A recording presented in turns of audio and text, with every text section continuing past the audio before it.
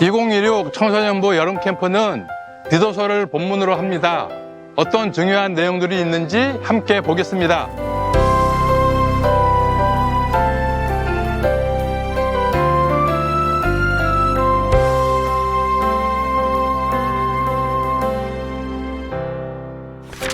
교회의 존재 목표는 아주 분명해야 합니다. 함께하는 모든 이들이 영생의 소망을 갖게 하는 것입니다. 예수 그리스도의 복음은 과거에 경건하지 않은 것과 이 세상의 정욕을 버리고 현재를 신중함과 의로움과 경건함으로 살고 미래의 복스러운 소망과 예수 그리스도의 영광이 나타나는 것을 기다리게 합니다. 하나님이 우리를 모든 불법에서 속량하시고 깨끗하게 하신 이유는 선한 일을 하는 하나님의 백성으로 삼으시기 위함입니다. 디도서를 묵상하며 교회, 복음, 그리스도인에 대해 배우고 과거를 버리고 현재를 살고 미래를 기다리며 선한 일을 하는 하나님의 백성으로 살아가기를 소망합니다. 버리고 살고 기다리라. 기대하는 마음으로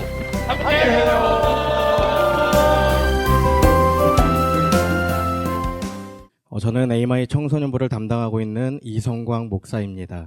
이 시간 옆에 분들과 얼굴을 마주보시고 눈을 마주치시면서 이렇게 인사하시면 좋겠습니다. 우리의 기독길 위로 자녀 세대의 인생이 펼쳐집니다. 우리의 기독길 위로 자녀 세대의 인생이 펼쳐집니다. 오늘은 제가 몇 가지 퀴즈로 이야기를 시작해 보고자 합니다. 이번에 여름 캠프 주제를 청소년부에서 이제 선생님들 이 얼굴로 선생님들이 등장해서 제작을 했는데요. 혹시 여러분들 중에 청소년부 교사가 총 몇 명인지 알고 계시는 분 있나요? 청소년부 교사가 총 몇 명인지. 네, 청소년부 교사는 총 20명입니다. 보시면 이렇습니다. 네, 제가 한 분 한 분 얼굴을 다 모아봤는데요. 그런데 조금 의구심이 들죠. 제가 20명이라고 말씀드렸는데 5명씩 4줄 19분이 등장합니다. 아쉽게도 우리가 영상 촬영하는 날 한 분의 선생님이 못 오셨는데 이광원 선생님이십니다. 제가 특별히 조금 더 크게 얼굴과 이름을 보여드립니다.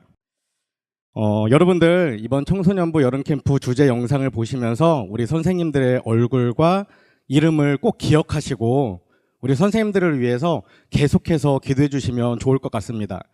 사실 청소년 사역은 우리 선생님들의 에너지가 얼만큼 있느냐에 따라서 그 결과가 달라지기도 합니다. 선생님들 마음 가운데 기쁨이 있고 감사가 있고 에너지가 넘치고 누군가 격려해 주고 응원해 주실 때 우리 선생님들에게 더 힘이 생기고 그 힘이 우리 자녀 세대에게 흘러간다는 것을 기억하시면서 기도해 주시면 좋을 것 같습니다. 다음으로는 제가 이모지 퀴즈를 3개 내려고 합니다. 우리 청소년들은 맞히지 마시고 우리 부모 세대 중에서 한번 맞춰보시면 좋을 것 같습니다. 첫 번째는 성경 말씀에 대한 이모지인데 혹시 어떤 말씀인지 아시나요? 아시는 분 계시면 목소리를 한번 내주시면 좋을 것 같습니다. 네, 맞습니다.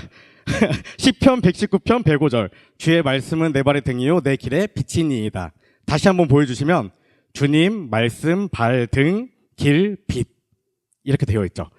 다음은 성경 이야기에 대한 이모지입니다. 네, 어떤 이야기일까요? 네, 맞습니다.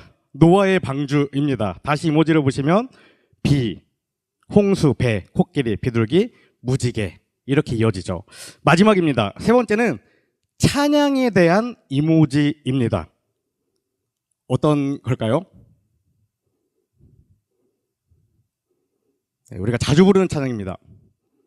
주의 친절한 발에 안기세 이렇습니다. 다시 이모지를 보여주시면 알고 보시면 귀에 싹 들어오고 이게 딱 익숙하시죠? 이모지는 기성세대에게는 굉장히 낯설고 어렵고 또 이해하기 불편한 도구입니다. 아마 여러분들 중에서 이 이모지를 문자 가운데 사용하시는 분이 계시겠지만 이렇게 여러 개를 붙여서 어떤 의미를 만들진 않을 거예요. 하트나 따봉처럼 하나의 의미를 전달하기가 대부분일 것입니다. 그런데 우리 청소년들에게 이 이모지는 자신의 생각이나 마음을 있는 그대로 표현하고 전달하는 것이 너무나 편한 세대입니다. 이렇게 얼굴과 얼굴을 마주하고 말로 설명하고 표현하는 것보다 이 이모티콘으로 표현하는 것이 훨씬 정확하고 편리한 세대라는 것입니다. 이제 청소년들의 특징에 대해 잠깐 생각해 보고자 합니다. 여러분, 지금 우리 청소년부에 있는 이 청소년들을 무슨 세대라고 하시는 줄 아세요? 네, 젠지 세대라고 합니다. 벌써 어렵죠, 좀. 이 젠지 세대는 제너레이션 Z의 약자입니다. 영어 알파벳에서 마지막 Z가 붙은 이유는 이게 20세기의 마지막에 출생한 학생들이라는, 아이들이라는 의미를 가지고 있습니다. 일반적으로 이 젠지 세대는 디지털 환경에서 태어나고 자란 디지털 네이티브 세대를 의미합니다. 스마트폰의 보급으로 SNS나 유튜브나 틱톡이나 인스타그램, 페이스북과 같은 이 플랫폼과 같이 성장했기 때문에 얼굴과 얼굴을 마주하고 소통하는 것보다 이 SNS로 디지털로 소통하는 것이 훨씬 편하고 자연스러운 세대라는 것이죠. 젠지 세대를 아주 긍정적인 표현으로, 아주 적극적인 표현으로 정의하면 이렇게 말할 수 있습니다. 디지털 감각이 매우 뛰어나고 자신만의 가치관을 중요하게 생각하는 세대라고 말이죠. 우리는 오랫동안 이 M세대와 Z세대를 함께 묶어서 MZ세대라고 불러왔습니다. 그런데 요즘에는 이제 M세대가 성인이 되고 직장에 취업하면서부터 이 M세대와 Z세대가 서로를 이해하지 못하는 상황들이 또 벌어지고 있죠. 그 이유는 이 두 세대 간에 분명한 차이점이 있기 때문입니다. 먼저 M세대, 밀레니엄 세대는 1981년부터 1996년생까지를 의미합니다. 그리고 젠지 세대는 1997년부터 2010년대 초반까지를 의미하죠. 그런데 이 두 나이대의 가장 큰 차이점이 무엇이냐면 밀레니엄 세대는 인터넷이나 휴대폰, PC가 점차 이 발전해 가는 과정을 경험한 디지털 전환기의 시대라고 한다면 이 젠지 세대는 앞에서 말씀을 나누었던 것처럼 순수 디지털 네이티브 세대, 모든 일상, 모든 생각, 모든 삶이 이 디지털에 익숙하게 완전히 평준화되어 있는 세대라는 것입니다. 아시는 것처럼 우리 사회는 오랜 시간 동안 젠지 세대를 MZ 세대 안에 포함시켜서 함께 통칭해 왔습니다. 그러나 이 두 세대 안에는 보시는 것 같이 서로가 서로를 이해하지 못하는 차이점들이 요즘 사회 안에서 굉장히 극명하게 드러나고 있다는 것이죠. 사실 이 자리에 앉아 계시는 이 대부분의 기성세대들에게는 이 M세대를 감당하는 것도 버거울 것처럼 느껴질 것입니다. 그런데 제가 이런 생각을 했어요. M세대도 이렇게 버거운데 과연 이 젠지 세대를 이해하고 그들과 함께하는 것이 가능한 일인가? 과연 그들을 복음으로 변화시키는 것이 가능한 일인가 하는 고민을 하게 되었습니다. 우리는 오랫동안 이 MZ 세대 청소년들의 특징을 3무로 정의해 왔죠. 무엇이죠? 무표정, 무반응, 무응답. 이 그것입니다. 그런데 이제 요즘 얘기하는 이 젠지 세대는 이 3무에 하나가 더 들어갔다고 해요. 그것은 바로 무지입니다. 학교에서 배우는 거는 잘 압니다. 그런데 우리가 사회에서 살아갈 때 필요한 것들에 대한 것들에는 전혀 알지 못한다는 것이죠. 예를 들어서 사흘이라고 하면 며칠이죠? 하루, 이틀, 사흘, 나흘, 3일이라고 우리는 얘기합니다. 그런데 요즘 학생들은 사흘은 4일이라고 알고 있다는 것이죠. 우리는 보름이라고 말하면 15일인 것을 알지만 요즘 학생들은 그런 것을 전혀 알지 못합니다. 내일 모레에서 모레를 정말 바닥에 있는 모래라고 생각하는 경우가 너무나 많다는 거예요. 긴 글의 의미를 파악하지 못하고 그 의도를 이해하지 못하는 것이 지금 청소년들의 현실적인 형편입니다.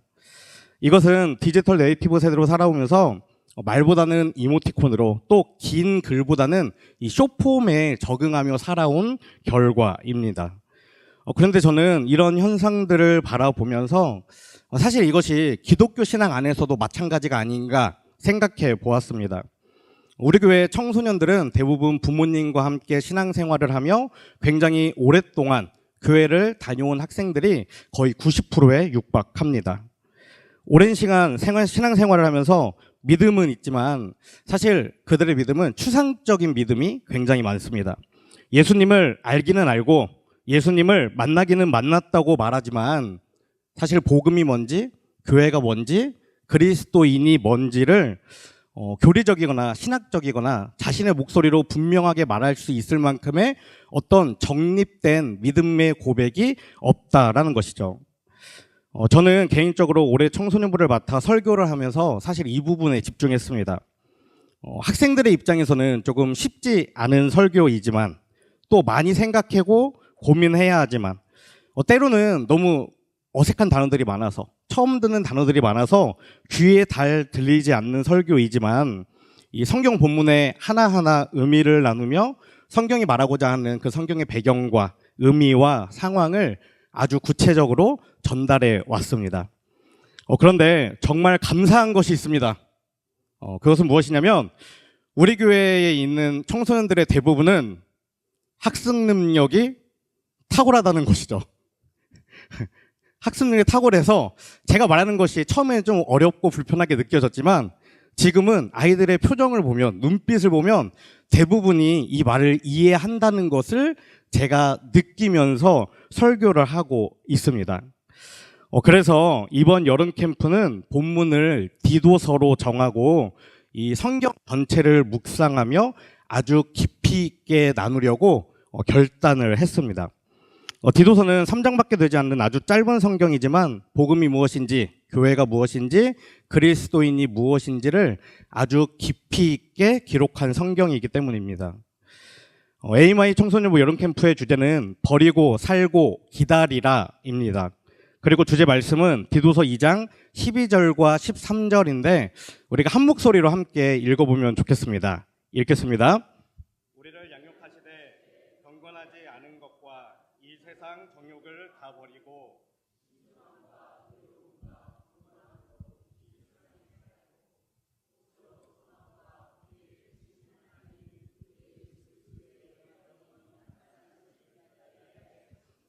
아멘.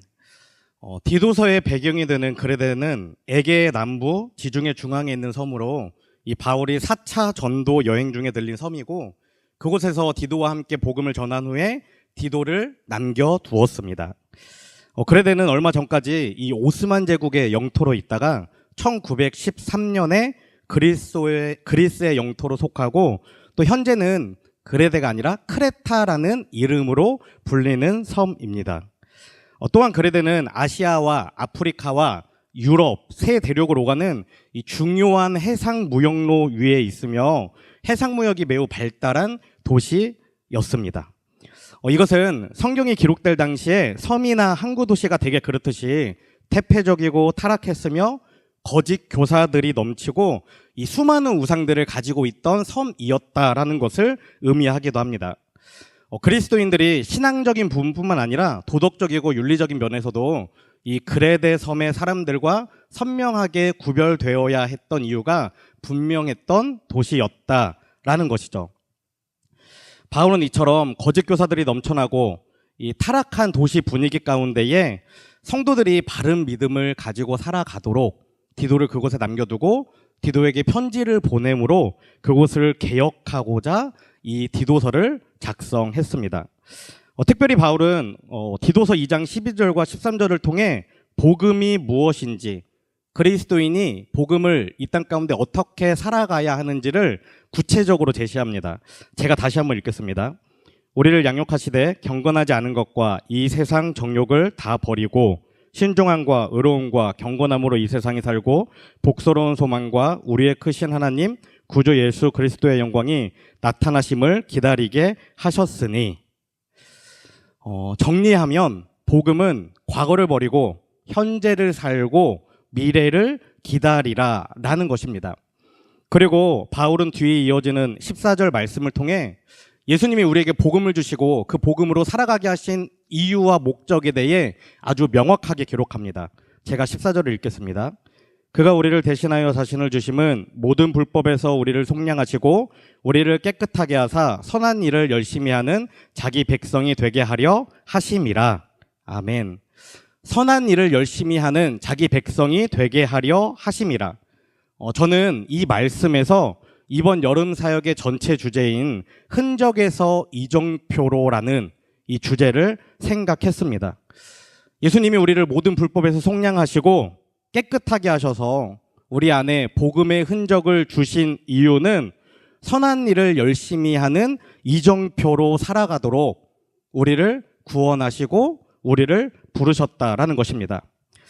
그리고 뒤 이어지는 디도서 3장을 통해 그리스도인이 이정표로 신앙 공동체와 이 세상 가운데에 어떻게 살아가야 하는지를 아주 구체적으로 설명합니다. 이렇듯 디도서는 3장밖에 되지 않는 성경 전체에서도 아주 짧은 성경 중에 하나이지만 복음, 교회, 그리고 그리스도인에 대한 이 신학의 정수를 명확하게 담고 있습니다. 청소년부는 7월 한 달간 이 디도서 본문을 7개로 나누고 4번의 주일 예배와 2번의 캠프 말씀 집회, 그리고 1번의 캠프 폐회 예배를 통해 본문 전체를 묵상하며 나누게 됩니다. 이런 내용을 바탕으로 AMI 청소년부 여름 캠프의 목적을 다음과 같이 3가지로 정했습니다. 첫 번째는 디도서 3장 전체를 묵상하며 교회의 존재 목표와 그리스도인의 사명에 대해 배우고 암과 삶이 일치하며 세상과 구별되고 선한 열매를 맺는 청소년과 교사 목회자들이 되도록 훈련한다. 두 번째는 복음은 과거를 버리고 현재를 살고 미래를 기다리는 것임을 배우고 매일의 삶을 복음으로 살아내는 청소년과 교사, 목회자들이 되도록 훈련한다. 마지막 3번째는 바른 복음을 배우거나 갈림길 끝에 선 누군가에게 가야 할 길을 제대로 가리키는 이정표로 쓰임받는 청소년과 교사, 목회자들이 되도록 훈련한다. 그리고 다양한 프로그램 중에 가장 큰 비중을 두고 있는 것은 캠프를 논산 하늘마루 수양관이라는 이 외부에서 진행하는 만큼 이 시간과 장소의 구애를 받지 않기 때문에 이 저녁 시간을 결단과 고백의 시간으로 사용하는 것입니다. 첫째 날 저녁에는 말씀 집회가 끝난 후에 이정표 온이라는 타이틀로 조별 발표와 조별 기도회를 아주 밤늦게까지 진행합니다. 그리고 둘째 날 저녁에는 말씀 집회가 끝난 후에 결단의 자리로라는 타이틀로 청소년들 각자 개인이 버리고 살고 기다려야 할 것이 무엇인지를 종이에 적고 그 적은 것을 우리 함께하는 청소년들 앞에 나와서 고백하고 읽으면서 이것을 붙들고 살아가기를 결단하는 시간으로 진행하게 됩니다. 그리고 특별히 이번 여름 캠프에서 목적으로 하는 것이 하나 더 있습니다. 그것은 청소년들이 자신의 목소리로 분명하고 담대하게 말하게 하는 것입니다. 디도서에서 바울은 디도와 그레데 성도들에게 복음을 전한 다음에 이 말하라라는 단어를 7번 사용했습니다. 이것은 자신의 믿음을, 자신이 가진 신학을, 자신이 가진 이 진리를 말로 표현하고 고백하는 것이 중요하다는 것을 의미한다고 저는 생각합니다. 그래서 이정표 온과 결단의 자리로라는 이 2시간 모두 한 명도 빠짐없이 자신의 믿음과 자신의 신앙을 또 자신의 결단을 고백하는 귀한 시간이 될 줄로 믿습니다. 7월 30일 목요일부터 8월 1일 토요일까지 청소년과 교사 그리고 목회자들이 교회 복음, 그리스도인에 대해 배우고 과거를 버리고 현재를 살고 미래를 기다리며 자신의 목소리로 분명하고 담대하게 복음을 전하는 훈련이 되고 또 그렇게 변화되는 인생이 될 수 있도록 여러분들 우리 청소년들을 위해서 기도해 주시기 바랍니다.